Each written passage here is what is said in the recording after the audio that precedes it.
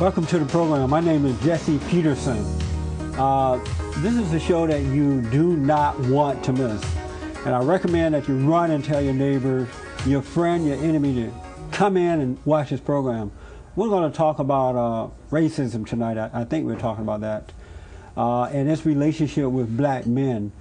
For 40 years we've been lied to, and we've been told that the reason black men can't make it in society today is because of racism. As a matter of fact, the reason that white people can't make it in society is due to racism.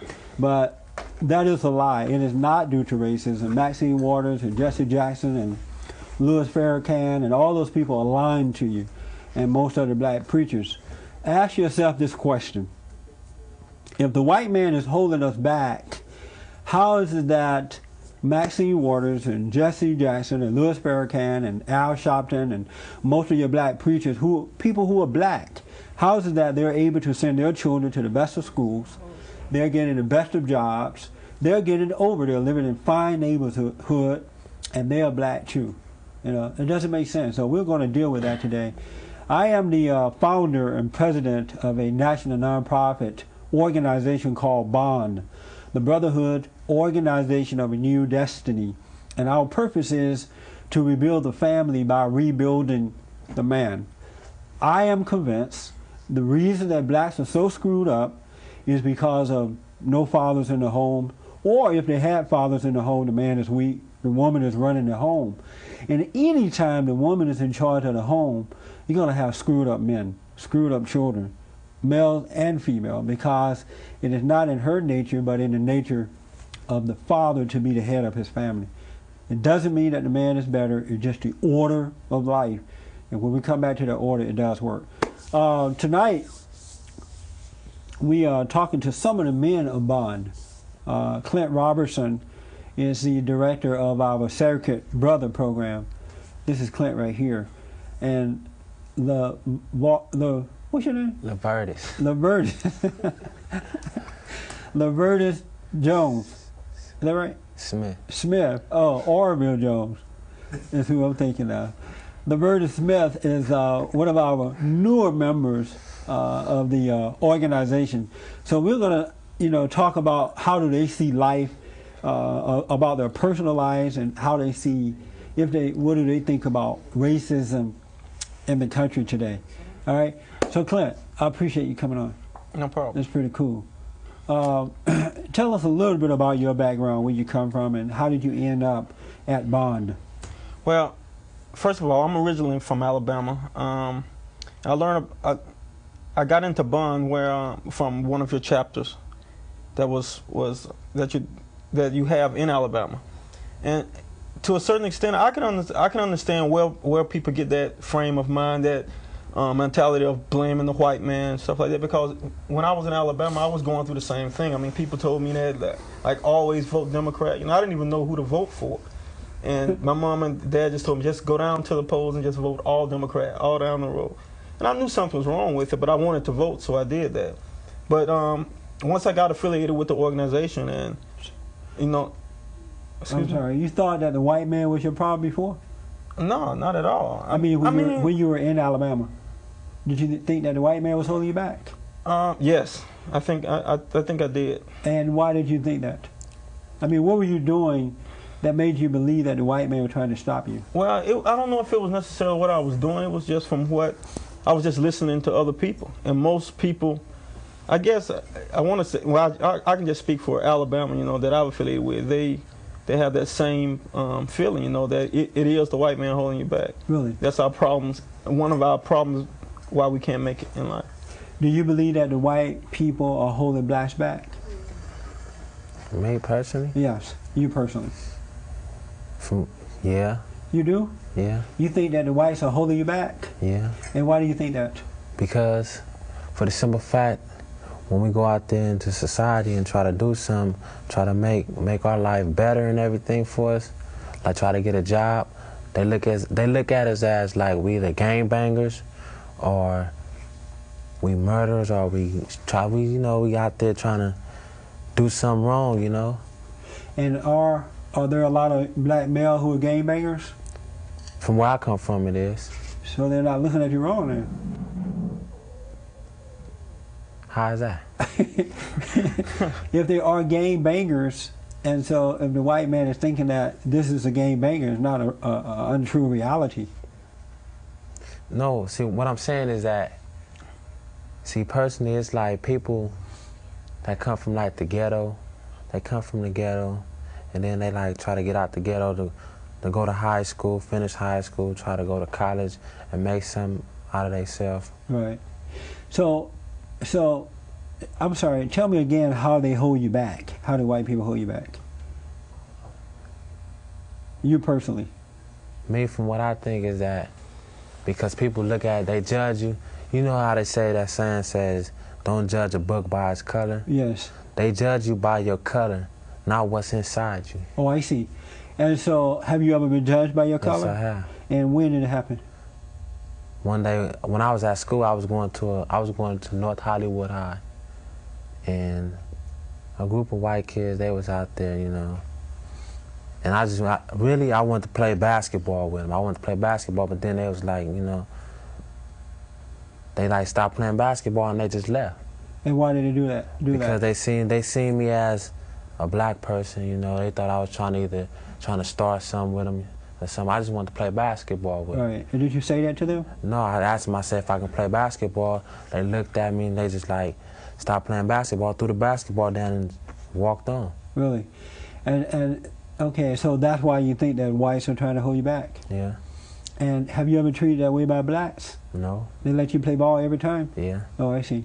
And so that's interesting, man. You think that? Why do you the impression that whites have about blacks, is that a real impression or a false impression?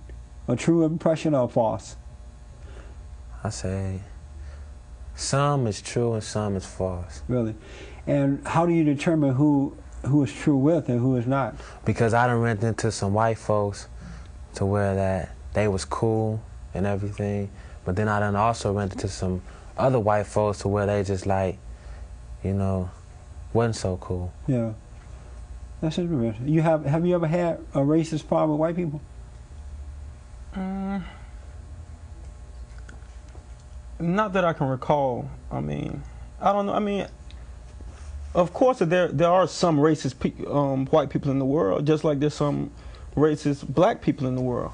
But I mean, for the most of it, as far as them having something to do with how our lives are going to be determined, I don't think white people have anything to do with that. I mean, or a black man. I think it's your own personal persona. You know? Really? Let me ask you this: if you were in the park playing ball and you saw a bunch of young black men coming up to you, your age, and you know, would you think that these may be gang bangers too? Yeah, I would. But that's racism. It's not racism. But that's what those white people thought. It's not racism because it's in like a certain different area where you play basketball at. If you go to a park and you know that you in a gang banging environment, a gang banging area, and you know it's a lot of people at that park playing, kick it there, you know, get high there, get drunk there, then that's their everyday thing. Then you go know, and you know them, you know that's their everyday thing. Right. You know they from a gang.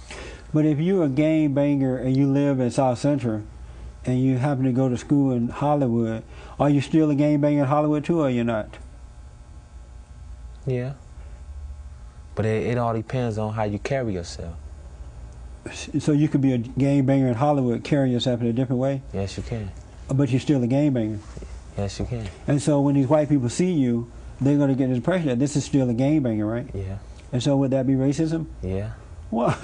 It would. It would? Yeah. So do you think that you're not going to make it in society because of the white man? I think I will make it in society because, you know, if you just put your mind to it, yeah, do what you got to do, tune them out, you know, you go run into some people that's going to have their ups and downs, you know? Yeah. They go think of you. They talked about Jesus Christ, you know, but now everybody need him. You know? Who talked about him? Everybody. Oh, I see. So do you think that you're not going to make it because of white people? No, I think I'm going to make it regardless. I mean, I don't think the white people are going to hold me back. Do you think they want to? I don't think so. I don't think they want to. I just think we've been brainwashed by so many people to make us think that. So it's almost a natural feeling now. Yeah. Yeah. So what was holding you back in Alabama if it wasn't a white man? Well, because I came up as the last kid, you know, in my family. I'm the last of 7 children. I got kind of spoiled. I wasn't really taught how to work hard and how to be a go-getter, you know, regardless of what happened. Just look beyond it, or just, you know, continue to go forward. You wasn't taught that? Nah, I don't think so. Yeah. Were you taught that? No. I'm sorry? No. I'm sorry? No. Did you have your father in the home? No. And so you wasn't taught how to go and get. Let me ask you, do you think that blacks can be racist too? Yeah. You do? Have you ever been discriminated by a black? Yeah. What happened? You know, I went to the mall. How old are you now? 18. Okay. I went to the mall and I went to buy this shirt, but instead of me buying the shirt, I seen another kid, a little Mexican kid, go in, and then I asked him, did he have the same shirt as the Mexican kid brought, and he told me no. You asking a black person this? Yeah, he told me no, but then turn around, another kid came in and brought the shirt, and then I seen that he had another shirt, so I just didn't say nothing. I just went to the other store. Really? And so how did you feel about that? I felt hurt inside. You did? Which is worse, when a black discriminates against you or a white? A black. It hurt more? Cause that's your own people, you know, that's your own kind. Yeah, that's your own kind. And why does it hurt more when a black, oh, because of your own kind. And what made you think that blacks are your own kind? Because we both got the same race, the skin color, you know. And so you think that they're going to treat you well because of that? No. Do you think that, Clint? No, they don't, but they should. I mean, I feel at one time that black people, we were together like that.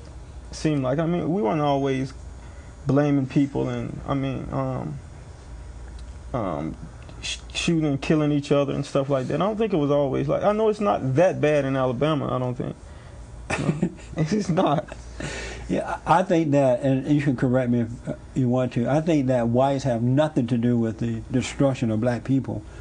I think that it's because the boys haven't been taught how to be men, and the ladies have been taught how to be women. And so I think that they have been brainwashed. The last 40 years, they have been brainwashed by their leaders and stuff like that, because it is abnormal to have anybody over you as a leader. And black people love their leaders. They love their leaders more than they love ribs. And these leaders are brainwashing them in order to take control over them for their own personal gain. What do you think about that? I think that's true, because I done ran into some people that's like. We need you to talk a little louder for her because she can't hear you. I done ran into some people that's like cool, you know. Some black folks that's cool, yeah, you know, and then I had run into some black folks that's like, it's way out, you know, way off. Yeah, I run into a lot of those that are way off. What would you like to do in life?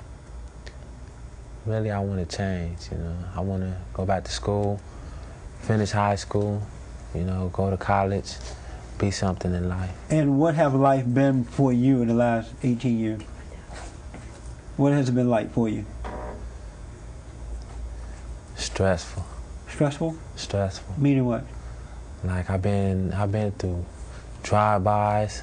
I've been selling drugs. I've been to jail twice, you know. And I'm just tired of that lifestyle. Gang banging. I'm just through with it, you know. Yeah. And why were you involved in that in the beginning? Because I was looking for love. Oh, I see. And did you know at the time you were looking for love? Yeah. You knew it?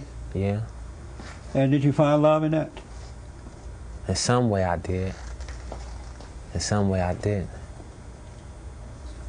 That's rough, man. So what made you realize you were looking for, what made you realize that you were looking for love? I mean, what was the evidence that love was missing? Like the time when I got shot, you know, a lot of people was there for me. You know, the people that I thought that I thought would never be there for me, they was there for me. Were these people in the gangs and stuff with you? Yeah. Oh, okay. And that made you feel love? Yeah. What is it like not to know your father? It's hard. It's hard? Meaning? it's hard. Like, I can't just stand up face to face to him and like, you know, because I know all the things that he done been through. You know, he done been down the same path I've been down, and it's like, it's hard, you know. I can't face him like man to man. I can face him man to man, but I can't face him man to man as like, you know, you my father, you supposed to do it, you supposed to be there for me, you supposed to do this for me. But instead, I just like, you know, I don't have nothing to do with him. What was your relationship with your father? It was, he was there, but he was there physically, but mentally he wasn't. I mean, he worked a lot, so I never seen him. So I kind of got in more closer to my mom, and she kind of turned us against him. You know, not physically, no, we didn't fight him or nothing, but the love, our love wasn't there. You know, it wasn't like a father and son relationship love, sort of like his, but only thing was my father was there physically. But. And so when you say he didn't like talk to you, or he didn't? No, he didn't. A lot of it, my advice came from my mom. Oh, I see. With girls or anything, you know, we went to her for advice, because like I say, he was either out working or. So what is it like not to be close to your father? It's miserable. It's very. I mean, there was something that I felt on the inside that was missing. You know, that I felt like it wasn't right what she was doing, but I just didn't know, because you know most people listen to their mom. You know, it's like if mom said it's right. So yeah. I just it was kind of natural for a while. You know, until I realized that that's what was happening. And so, that's something else, man. So what made you realize that it was the wrong relationship you had with your mom? Just basically through being affiliated with Bond.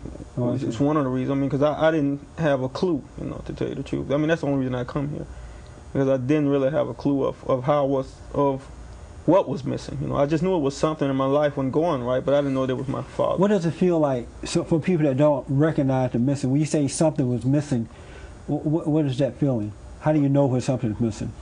Because you find something else to replace it. I mean, it can be drugs, sex, alcohol. I mean, just anything. And once you're doing that you're trying to find that spot, you really don't feel right doing it, but you do it anyway, because it kind of keeps you away from that feeling of want, you know. Yeah. And so, how do you feel about your father now? We got this is the closest we've been in the past 20 years of my life. And I'm 1,000 miles away from him, but our relationship is still a lot closer than it was. I mean, when I go back and visit him, I love to be with him and to sit and talk to him about anything. It don't matter. And do you feel better about yourself now? A lot better, yeah. And so, do you plan to work things out with your father, or are you just going to leave it as it is? I plan to work things out with my father, but like, I want to see him more, because like when I was coming up, I never did see him like every day. He'd like come around like once and then leave and stay gone for like 2 or 3 or 4 years. And then I knew where he stayed at, but then I was too young, you know, across the big street, go where he stay at and everything, you know.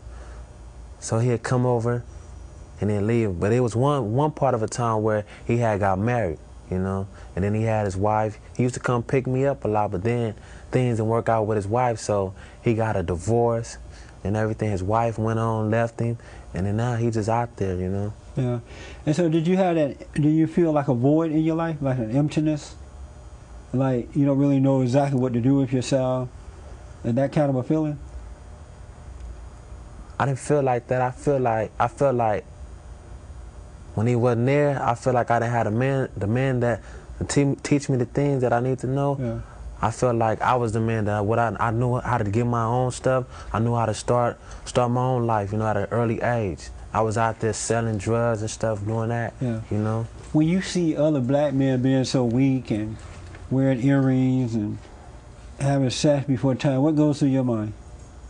You know, we need to take a break. When I come back, I want you to think about that and answer it for me, all right? All right. Okay, we're going to take a break and we'll be back in a moment.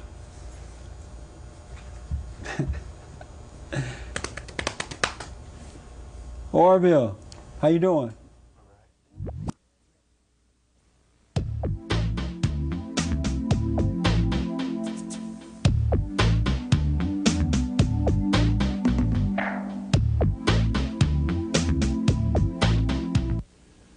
Jesse Peterson is the founder of the Brotherhood Organization of a New Destiny. For information, write Post Office Box Los Angeles, California 90068 or call 1-800-411-BOND.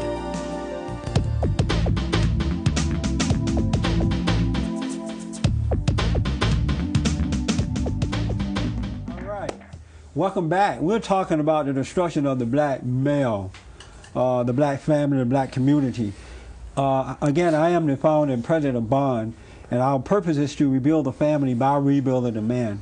Things are not going to get better in the black community until the black man come back to order. Woman should not be head of man. Woman should not be head of church. There is an order: God, Jesus, man, woman, and child. And it doesn't matter how much money you pour into the black community. It doesn't matter how many affirmative action you get. It doesn't matter how much the white man says that he loves you. If the man does not come back to order, nothing else is going to work. So we're going to talk about how to get over this insecurity, this emptiness that most men feel, this shyness, and not really knowing how to get on with life. We're going to talk about that. Do you remember my question? Yes. What was it? You asked me how does it feel when I see another black man wearing earrings and stuff in his ear? Yeah, you see them in gangs, you see them, having sex and on the street. How do you feel about that? Basically, I feel that that's their life. If they wanna pierce their ears, have sex before time, let them be. Cause I got personally myself, I got 2 holes in my ears now. You do? You wore earrings? And were you influenced by your mom to wear them? No. Do you feel pretty? Liked it. I just liked it because it's a style, Everybody out there wearing earrings, but I wouldn't go so far to where I get my whole ear pierced and my eyebrows and stuff like that pierced. Nah. But you went from 1 to 2. Yeah. And 2 to lead to 3. I went from 1 to 2, then I led to 3. But then the third one closed up. You're on your way to the eyebrows, believe me. No. And next thing you know, you had 2 big diamonds sitting up here. Do you think that, and we're going to move on, but let me ask you, and I always wondered this about men who wear earrings. So, when you're putting on your earrings, are you feeling pretty?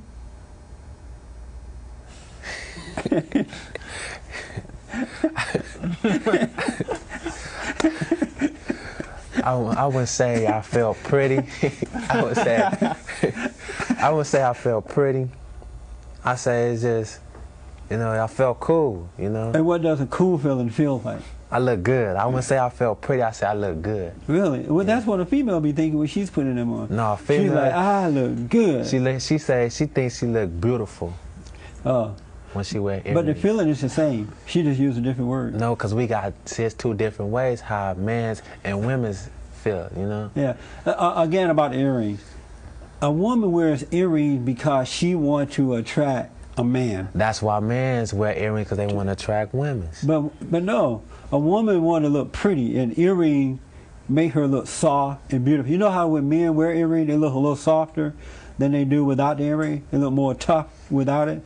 But the moment they put it on, it makes them look a little soft. Well, that's why a woman wears. She wants to look soft and feminine to a man. Are you concerned that you're looking soft and feminine to a man? No. No, I'm not. But a woman is attracted to your masculinity, not your soft prettiness. Did you know that? Yeah, I know that. So why would you want to look soft? It's not looking soft. I mean, it's just that it's a style, You see somebody with it, you think like, man, I gotta have that earring. Yeah. I like that earring. Or do you think your father would ever taught you to wear earrings, or he would have taught you to use your masculinity? I think he would taught me to use my masculinity. And you think your mom would not mind if you wore earrings? Yeah. So it's more of a woman thing then. Yeah, it is, but okay. But it's like everybody get earrings, But you don't want to do like everybody. If everybody turn gay, you want to turn gay too? Nah. Do you know that wearing earrings is a gay thing? It's really started by homosexuals? They said it's that, but some people don't see it as that way. Oh, they don't want to see the reality of it? No, they think it's just a costume, you know. Some people don't love the truth, huh? You know. Okay, let's do this real fast because of time.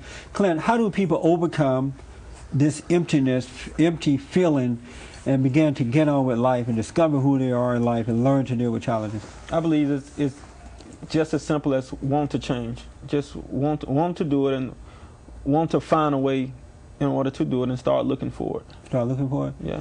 And how do you think a person should get over this feelings? Yes, sir. How do I think? Yeah, what is the beginning of getting over that empty feeling? I don't know. You don't know yet? I recommend that because I had it too for a long time. I used to feel insecure, and I thought that because of my insecurity that it came from the white people, right? Because, you know, Jesse and others were saying things like that.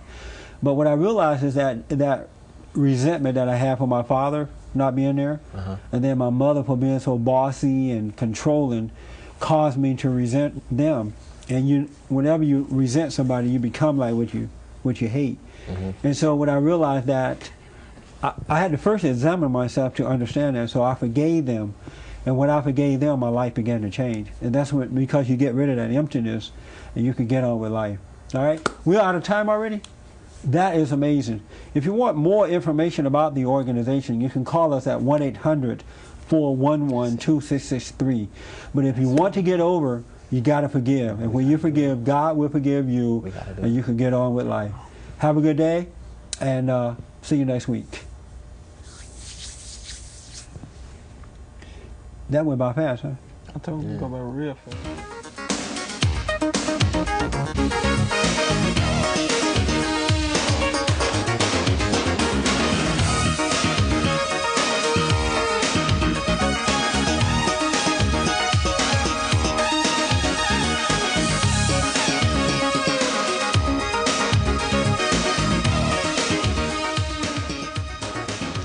Welcome to the program. My name is Jesse Peterson.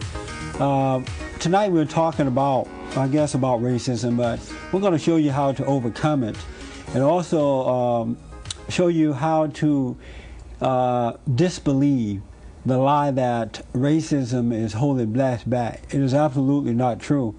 And we only believe that lie as black people because we've been told that for 40 years by people who want to control us, people like Maxine Waters or Jesse Jackson and others, NAACP, the Black Caucus.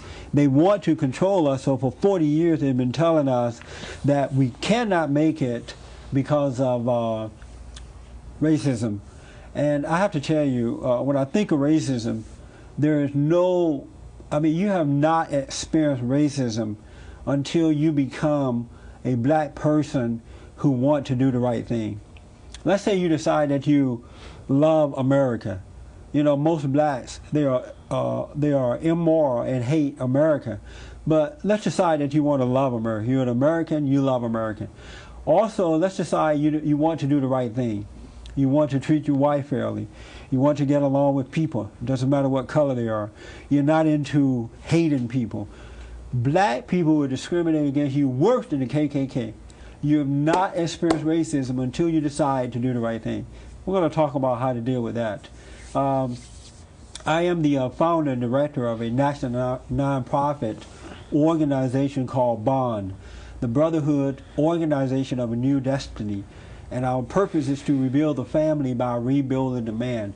Tonight we have some men from BOND, and they're going to give you an idea of where they come from and how to get over this black and white issue.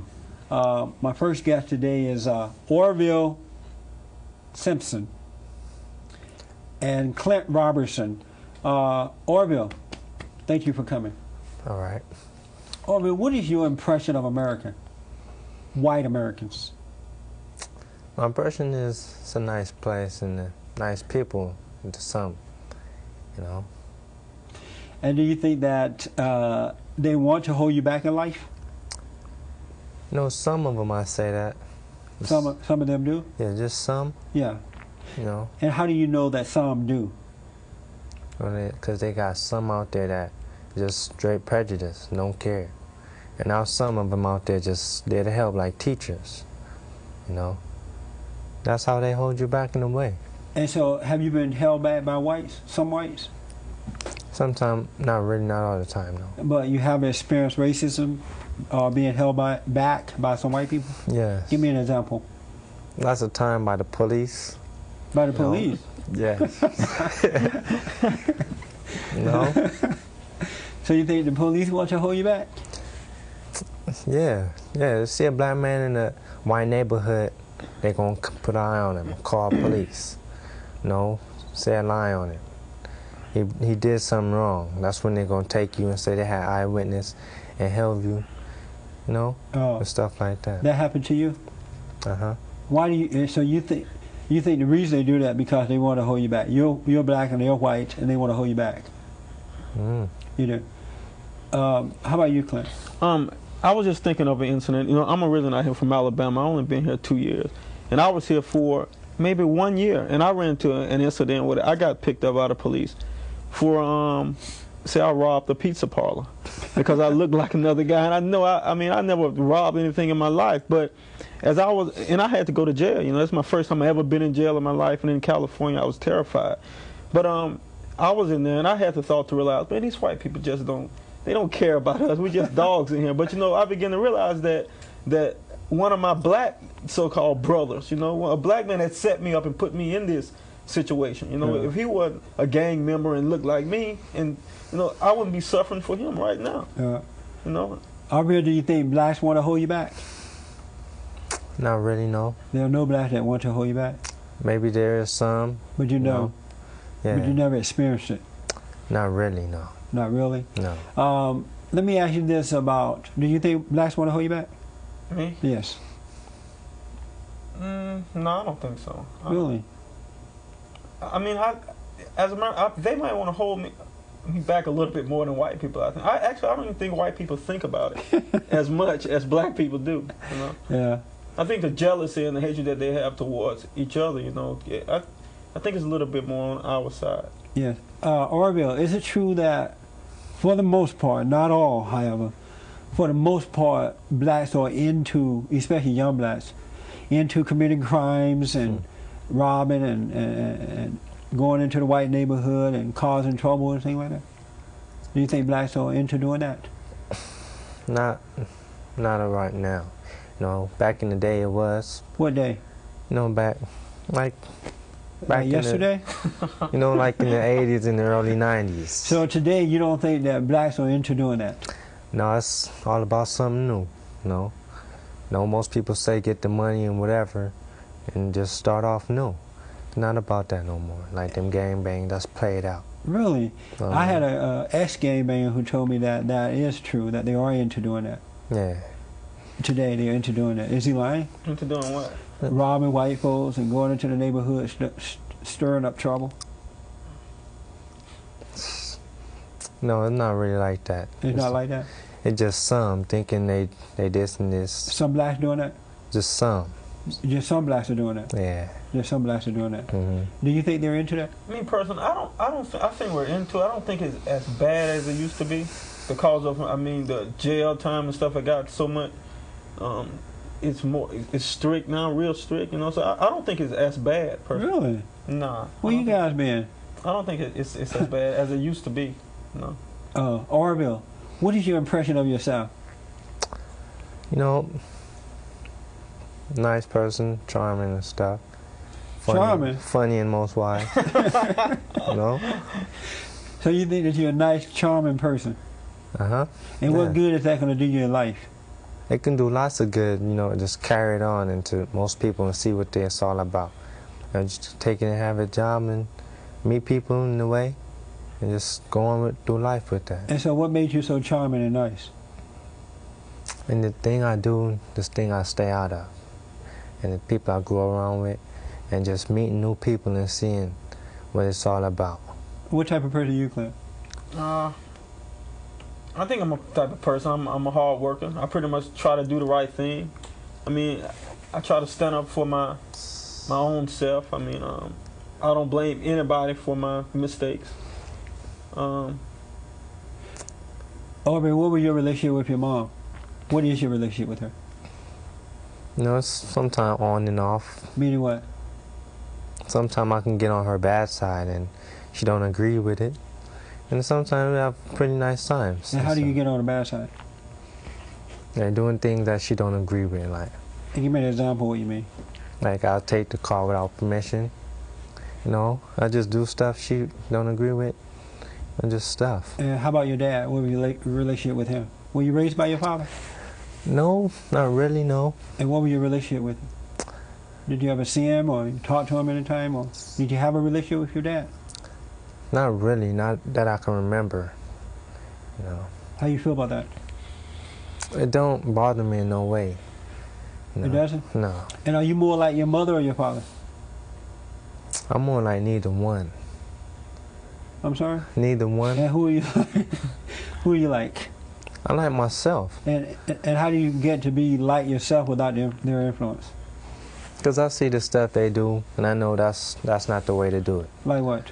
You know, how they just, you know, I have sometimes they'll do some stuff not supposed to be done. Like what, for example? No, maybe sometimes argue like anybody else would do, and stuff like that. Yeah. No. How about you, Clint? What was the question? I forgot. Me too. What was the question, Oreville? A relationship. Oh, with your mom. Yeah, with your parents. What was your relationship with your parents? My relationship with my mom was I was a lot closer to her than I was my dad. But now it's different. You know, I'm not as close to her as opposed to my dad. Oreville, a lot of black guys are having sex before marriage. A lot of them young as 10 and 9 and 7 and do you think guys should have sex before marriage? All the while, nah, not really, but no, well, it's just there. No. I'm sorry? It's just nature like that. You know, so you grow up and know more about it, and then sometimes you might want to experience it. Then you like it, and somehow that's how they keep on doing it. Yeah. But do you think they should do it, or they should wait until marriage? It's good to wait until marriage, and no. You know. What would be your advice to young men, to wait until marriage or give it a try before then? I tell my young people this: do what's best for you. What would you do? Me? Yes. Right now, I do what's best. And what's that? And that is, if I have to wait, I'll wait. You know, just going with life. And why would you wait? Why would I wait? Yeah. You know, if I'm gonna wait to marriage and I find a wife that wanna wait till marriage, or a girl wanna wait till marriage, Yeah. you know, if that's that plan or whatever, that's what we're gonna do. What would cause a young person to want to get into sex anyway? Have you ever had sex out of marriage? No. I'm sorry? He's talking about no.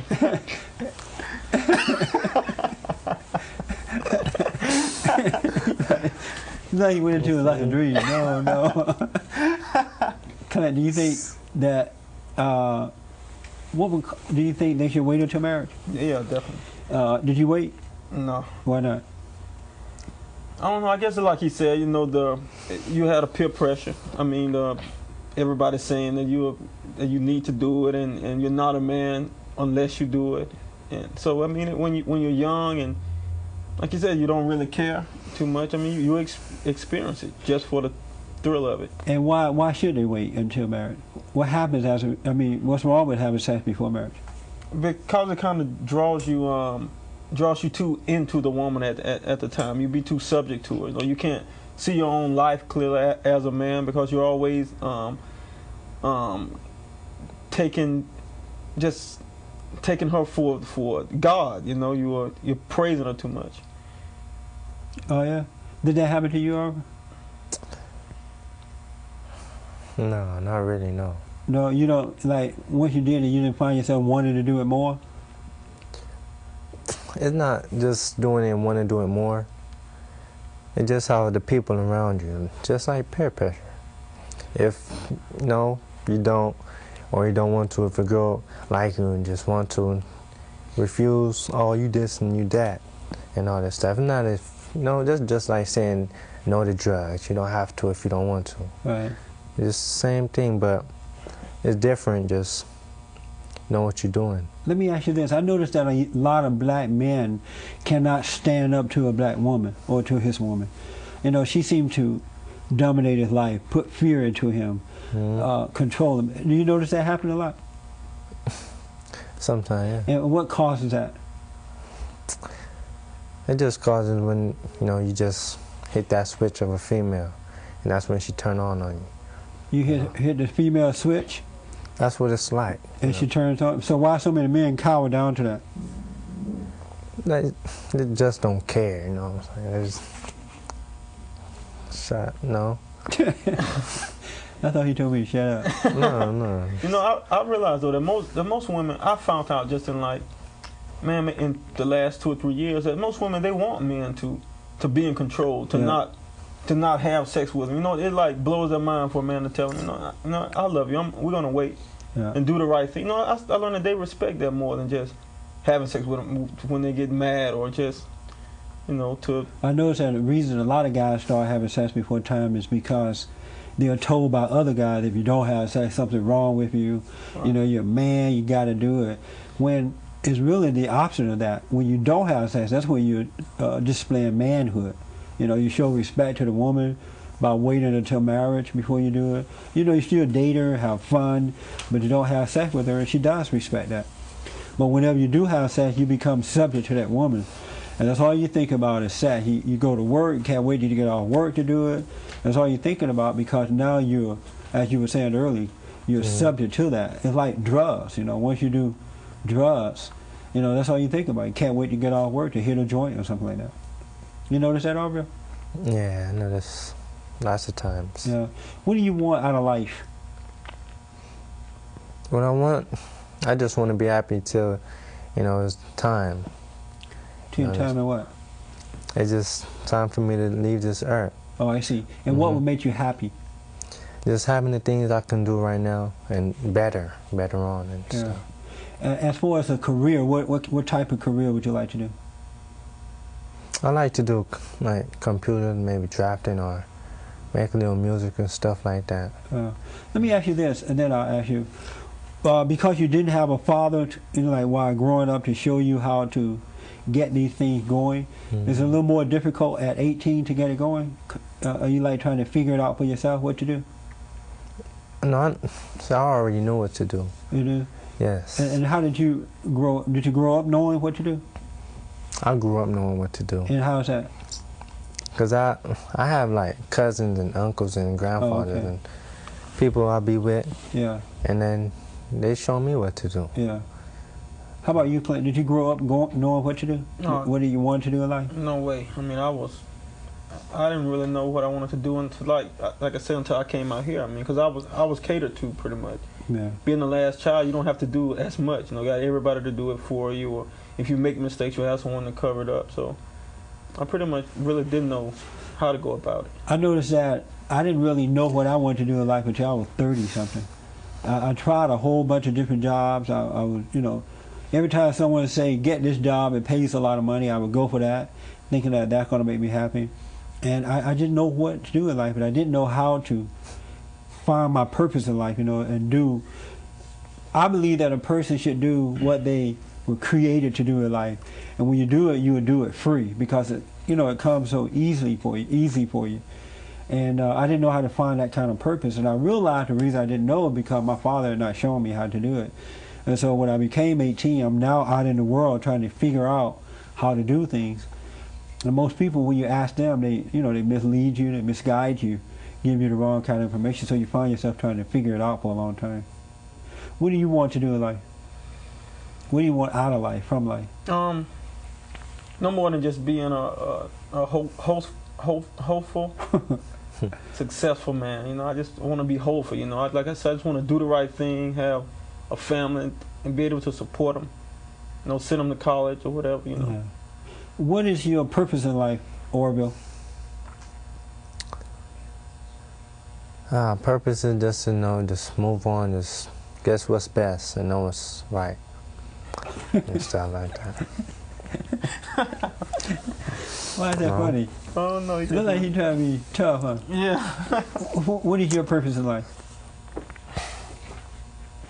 Purpose in life. I can't say that I know. You don't know your purpose? I don't think so. Yeah. You don't know your purpose. What does it feel like not to know your purpose? Confused. I mean, like you said, I'm going from job to job, something like that. You know, it's not. It's very confusing. Yeah. Yeah. Yeah. And so, Oreville, since Clinton doesn't know his purpose and you do, how do you find your purpose in life? Find my purpose. What would we recommend to him? Tell him how to find it. Same way I found it. How is that? Just going around. If you have to talk, communicate with other people and stuff, and see how it is. Oh, okay. Yeah. All right. We're going to have to take a break. Is that right? We're going to take a break and we'll be back in a moment to help you find your purpose in life.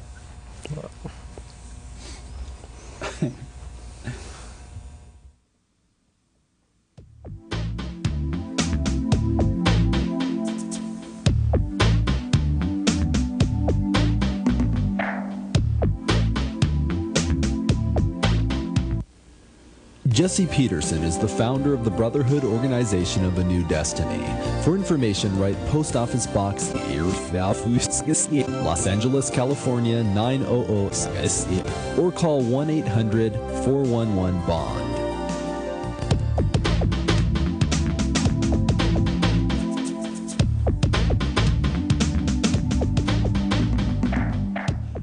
Okay, welcome back to the program. My name is Jesse Peterson, and we're having a conversation about black men, the situation in the black community, you know, how to get over this struggle that they're dealing with and stop blaming other people for their problems. So in this last few minutes, what we're going to try and do is to show you how to get over that this not knowing what to do in life and to get it on, find your purpose in life and stop, you know, living a life of destruction. Oreville, before we went to break, how should a person find their purpose in life? You say you found your purpose, right? Yes. And your purpose is what again, for those that are just tuning in? Knowing what you're on earth for. No. And what are you on, and how old are you? 18. 18. And what are you on earth for? No, just to reproduce, no, knowing what's right and showing other, and just doing the stuff that I need to do. And what's that? And that is just going on finding the stuff that I like doing. And do you love America? yeah, I like it. You love it? Yeah, it's okay. Why do you love America?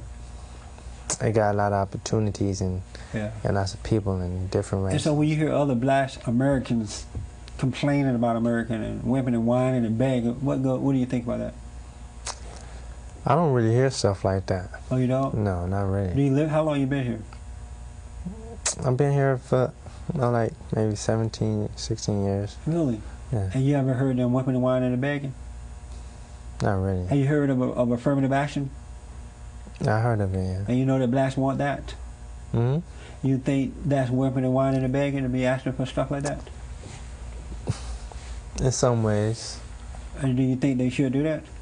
No, I don't think so, no. Yeah. How about you, Clint? Yeah, actually, I hear it all the time. I mean, I've heard it, and it's got so bad today. They think it's some new world order that's coming about.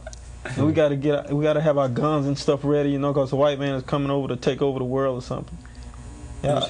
So how do you feel when you see blacks whipping and whining and begging? I mean, I know not all, but most blacks. I know it's not true because I see a lot of other black people. I mean, you got Nigerians, people come over here from other countries and they do well. You know, nice cars, you know, Jamaicans, and they do well. So I know if they can do it, we should be able to do it too. As a black American, what is your impression? Do you love America? Yeah. What is your impression of the black people in America? Black Americans, not black foreigners. But what is your impression of black Americans? I see us basically as complaining a lot, not taking life on the way that we should and can do. You know, we can do just as much as a white man very easily. You know, Yeah. but we just don't put our mind to it, and we don't have the drive. Do you trust blacks? Some I trust, not all of them. Do you trust blacks, Oreville? I trust some blacks, you know. Do you trust whites? Yeah, I trust whites too. I trust some blacks. Yeah, I trust whites too. How about you, No. Clint? Yeah, I Yeah, trust some exactly. whites too. Yeah. You know, I believe the way to find your purpose in life is to drop your anger first. Because whenever you're angry, you can't see as clear.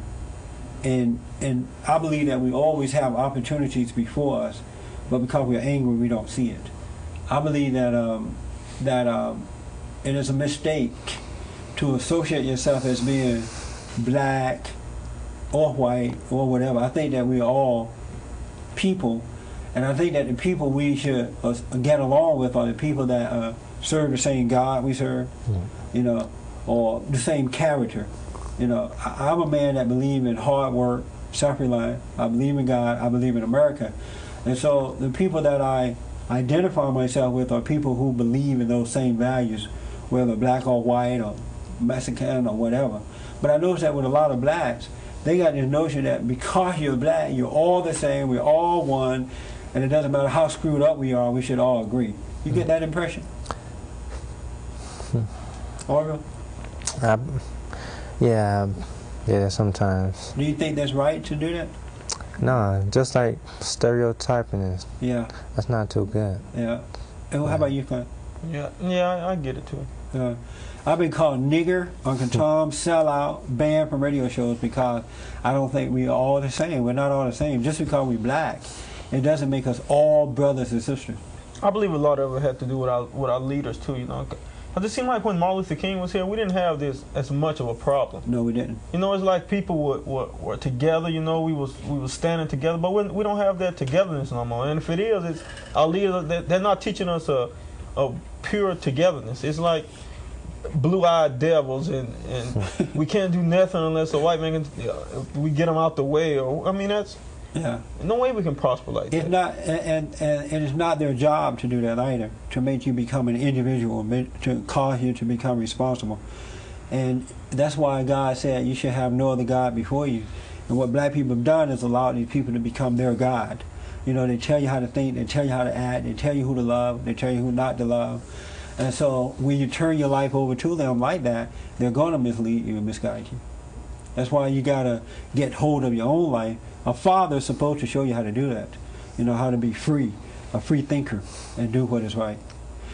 In closing, Oreville, are you a man of character? Yeah, I believe so. I'm sorry? Yes. And define character for me. Well, just like a regular person and stuff. And like true to yourself and. Okay. How about you, Clint? Yes, I think I am. You are. All right. I appreciate this. I tell you, nothing is going to change in our community until we start changing as an individual. Drop your anger, give your parents, speak up, don't react, be honest, and I promise you, no one can stop you. Have a good day. See you next week. Thanks, guys. Welcome. All right.